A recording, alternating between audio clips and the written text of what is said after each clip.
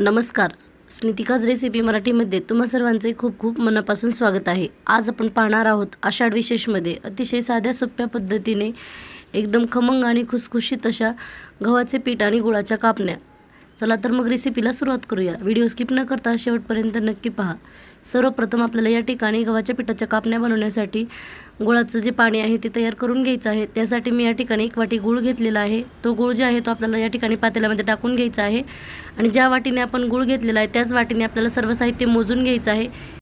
या ठिकाणी आपण 1 वाटी गूळ वापरलेला आहे, त्यामुळे आपल्याला या ठिकाणी पाणी त्याच वाटीने मोजून घ्यायचं आहे. 1 वाटी गुळासाठी बरोबर या ठिकाणी पाऊण वाटी पाणी आपण त्यामध्ये टाकून घेणार आहोत. म्हणजे आपलं गुळाचं पाणी जे आहे ते एकदम परफेक्ट असं तयार होतं. बरोबर पाऊण वाटी पाणी मी त्यामध्ये टाकून घेतलेलं आहे. आता आपल्याला हे पातेलं गॅसवरती ठेवून द्यायचं आहे आणि मोठ्या गॅसवर ह्याला फक्त एक उकळी काढून घ्यायची आहे. आपल्याला फक्त गूळ वितळेपर्यंतच आपल्याला गॅसची फ्लेम जी आहे ते चालू ठेवायची आहे.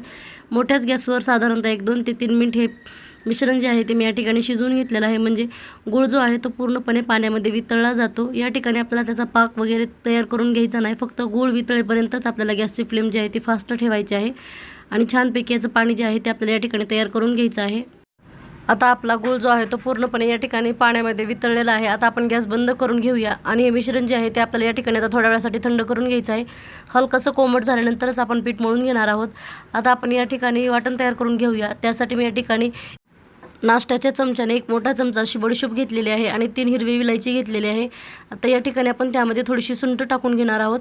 हे सर्व साहित्य जे आहे ते आपल्याला मिक्सरला एकदम बारीक असं वाटून घ्यायचं आहे. आता आपण या ठिकाणी बडीशोप आणि इलायचीची एकदम बारीक अशी पावडर जी आहे ती तयार करून घेऊया. त्यानंतर आता आपण या ठिकाणी पिठाच्या कापण्या बनवण्यासाठी पीठ जे आहे ते छान असं मळून घेणार आहोत. त्यासाठी पीठ एकाच वाटीने आपल्याला मोजून घ्यायचं आहे. मी या ठिकाणी एका वाटीचा वापर केलेला आहे. वाटीच्याच मापाने मी या ठिकाणी बरोबर 2.5 वाट्या असं गव्हाचं पीठ घेतलेलं आहे. पीठ जे आहे ते चाळून घेतलेलं आहे आणि त्याच वाटीने बरोबर अर्धी वाटी आपल्याला बेसन पीठ वापरायचं आहे. तुम्हाला जर हवं असेल तर तुम्ही याच्यामध्ये थोडासा रवाही वापरू शकता, पण मी या ठिकाणी वापरलेला नाही. फक्त बेसन पीठ वापरलेलं आहे आणि 2.5 वाट्या असं गव्हाचं पीठ वापरलेलं आहे आणि थोडंसं मीठ आपण त्यामध्ये टाकून घेतलेलं आहे. कुठलाही गोडाचा पदार्थ बनवताना थोडंसं मीठ जे आहे त्यामध्ये टाकलं तर पदार्थ जो आहे तो चवीला खूपच अप्रतिम असा तयार होतो. त्यानंतर मी या ठिकाणी 2 मोठे चमचे असं तेल कडकडीत गरम करून घेतलेलं आहे आणि ते तेल जे आहे ते आपण या ठिकाणी पिठावरती टाकून घेतलेलं आहे. आता हे पीठ जे आहे ते तेलामध्ये छान असं आपल्याला मिक्स करून घ्यायचं आहे. हाताने चोळून छान असं तेलामध्ये पीठ मिक्स करून घ्यायचं आहे. पूर्णपणे पिठाला तेल जे आहे ते लागलं पाहिजे. त्यामुळे या ठिकाणी आपल्या गव्हाच्या पिठाच्या कापण्या ज्या आहेत ते छान अशा खुसखुशीत तयार होतात आणि बेसन पिठामुळे जे आहे ते आपल्या या ठिकाणी कापण्याला छान असा खमंगपणा येतो.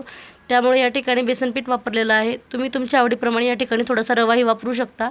आता हे सर्व साहित्य मिक्स केल्याच्यानंतर आता आपण जी तयार करून घेतलेलं आपलं जे बडीशोपचं वाटण आहे ते त्यामध्ये टाकून घेतलेलं आहे. बडीशोप इलायची अवश्य टाका, त्यामुळे कापण्या ज्या आहेत ते चवीला खूपच अप्रतिम अशा लागतात आणि त्याचा वास जो आहे तो खूपच छान असा येतो. त्यामुळे त्यामध्ये बडीशोप आणि इलायची अवश्य टाका. हे सर्व साहित्य टाकून झाल्याच्यानंतर आपण जे तयार करून घेतलेलं आपलं गुळाचं जे पाणी आहे ते आपल्याला चाळणीने चाळून त्यामध्ये टाकून घ्यायचं आहे. या ठिकाणी शक्यतो तयार करून घेतलेलं गुळाचं पाणी कोमट झाल्यानंतरच पीठ मळून घ्या. गरम गरम पाणी जे आहे ते त्या पिठामध्ये टाकल्याच्यानंतर आपल्या ज्या कापण्या आहेत ते या ठिकाणी कडक होऊ शकतात. त्यामुळे या ठिकाणी आपल्याला पाणी जे आहे ते कोमट झाल्यानंतरच पिठामध्ये टाकून घ्यायचं आहे आणि पीठ जे आहे ते छान असं मळून घ्यायचं आहे. थोडं थोडं पाणी टाकून आपण या ठिकाणी पीठ छान असं मळून घेत आहोत. एकदाच पाणी आपल्याला या ठिकाणी वापरायचं नाही. पूर्णपणे आपण जेवढं जे पाणी तयार केलं होतं गुळाचं तेवढं पाणी एवढ्या पिठासाठी एकदम परफेक्ट असं प्रमाण होतं. या ठिकाणी वरून थोडंही पाणी लावायची गरज पडत नाही. पीठ पूर्णपणे मळून झाल्याच्यानंतर 10 मिनिट झाकून ठेवायचं आहे आणि 10 मिनिटानंतर आता आपण या ठिकाणी कापण्या जे आहे ते तयार करून घेणार आहोत. त्यासाठी मी या ठिकाणी पिठाचा गोळा घेतलेला आहे. आता आपल्याला त्याला छान असं लाटून घ्यायचं आहे. तुम्ही तुमच्या आवडीप्रमाणे लाटून घेऊ शकता. मी या ठिकाणी मध्यम जाडीची पोळी लाटून घेणार आहे. तुम्हाला जर या ठिकाणी जास्तच कुरकुरीत कापण्या हव्या असतील तर तुम्ही एकदम पातळ अशी पोळी लाटून घ्या आणि तुम्हाला जर या ठिकाणी खुसखुशीत कापण्या हव्या असतील तर तुम्ही या ठिकाणी मध्यम जाडीची जी पोळी आहे ती लाटून घेऊ शकता. मध्यम जाडीची पोळी लाटल्यामुळे या ठिकाणी कापण्या ज्या आहेत ते छान अशा खमंग आणि खुसखुशीत तयार होतात. आता वरतून थोडीशी खसखस टाकून घेतलेली आहे आणि खसखस टाकून आपल्याला छान असं लाटून घ्यायचं आहे. म्हणजे खसखस जी आहे ती छान अशी पिठाला लागली जाते आणि ती तेलात टाकल्यानंतर निघून जात नाही. त्यामुळे या ठिकाणी आपल्याला पोळी लाटतानाच त्याला खसखस दोन्ही बाजूने लावून घ्यायची आहे. हे पहा अशा पद्धतीने व्हिडिओमध्ये दाखवलेल्या पद्धतीने पूर्णपणे या ठिकाणी आपल्याला पोळीला खसखस जी आहे ते लावून घ्यायची आहे आणि पोळी जी आहे ती छान अशी दोन्ही साईडने अलटून पलटून आपल्याला लाटून घ्यायची आहे. हे पहा, या ठिकाणी तुम्ही पाहू शकता दोन्ही साईडने आलटून पलटून छान अशी मी पोळी जी आहे ते लाटून घेतलेली आहे आणि खसखस जी आहे ते एकदम छान अशी पिठाला लागलेली आहे, तुम्ही या ठिकाणी पाहू शकताय। आता आपण त्याच्या कापण्या तयार करून घेणार आहोत। चाकूच्या साहाय्याने आपल्याला व्यवस्थित असे कट लावून घ्यायचे आहेत। सुरुवातीला या ठिकाणी पूर्णपणे उभ्या आकारामध्ये मी कट करून घेतलेले आहेत।